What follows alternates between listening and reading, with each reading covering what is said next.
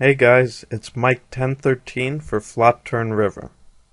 Today I want to talk about playing suited connectors. What are some good spots where we should play them, and when should we fold them because they're not good enough for the situation. So the first thing I want to talk about is the relative strengths of the different types of suited connectors. The big suited connectors are much stronger than the medium ones, which in turn are much stronger than the low suited connectors. There are a couple of reasons for this. First, the high suited connectors can make top pair or middle pair, whereas the lower down you go, the less likely it is that they can make top or middle pair. Even though you're not playing them primarily for pair value, being able to make a good pair does add a significant amount of equity to your hand. Second, the higher your cards are, the more likely you are to have the good end of a straight draw, or to have overcards when you have something like a gut shot.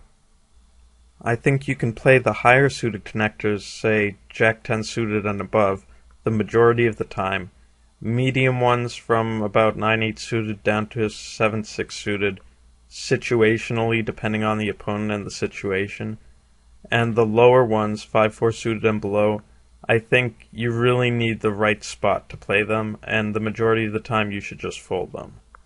Now, I want to clear up a misconception that a lot of people have. Sometimes I hear people say things like, well, my opponent has a tight range, so I'll call with my suited connector for implied odds. I think this is the wrong way to look at it.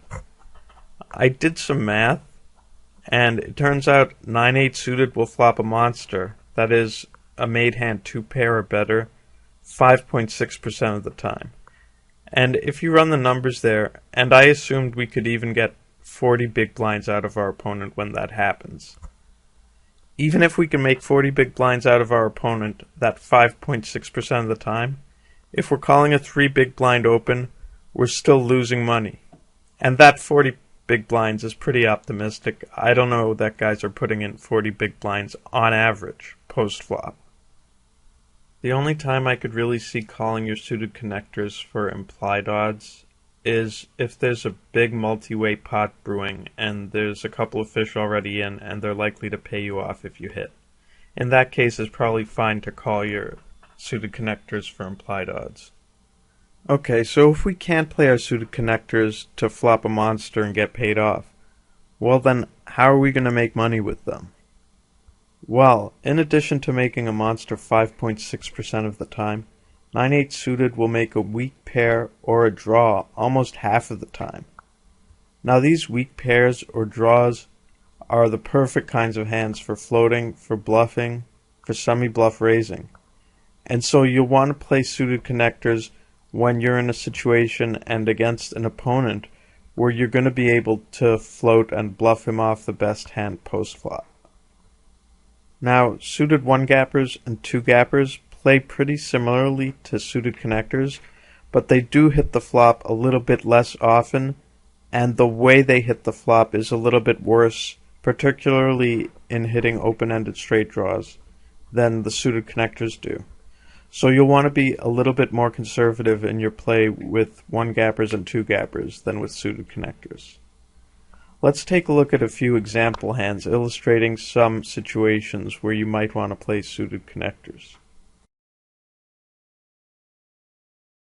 Okay, this first hand here happens at a 50 NL table. We have 10-9 suited in early position, and it folds to us. Now this hand looks pretty, and it's very tempting to open it here. And there are a couple of fish at the table, but there's still 5 people left to act behind us, and a couple of the fish are going to have position on us. It's much better if we would have position on the fish. I think without specific reads on the table, this is an easy fold. Okay, moving on. The next hand we have 9-7 suited in the button of a 25 NL table, a couple of limpers and a raise ahead of us, and it's on us. Now here, we're going to have position for the whole hand, we're in the button, and all the limpers look kind of fishy, they don't look too aggressive. I think this is a spot where we can actually call and play fit or fold because we're getting such good odds. And there's going to be so many players in the pot. They're probably very likely to call when it comes back to them. I think we can call here and feel pretty good about it. Okay, moving on to the next hand. We have 7-6 suited in the big blind of a 4 NL game. And under the gun opens and it's on us. Well, this guy doesn't look like too good of a player. However, we're going to be out of position the whole hand. Our hand's not very good. And against this type of player, we probably need to make the best hand. We won't have very much fold equity, I don't think, post-flop. So I think our hand's bad enough here that despite the fact that we're getting good odds being in the big blind, I think we should let this one go. Okay, next hand, we have 7-5 suited in the button of a 25 NL cash game. And it folds to us, we're in the button.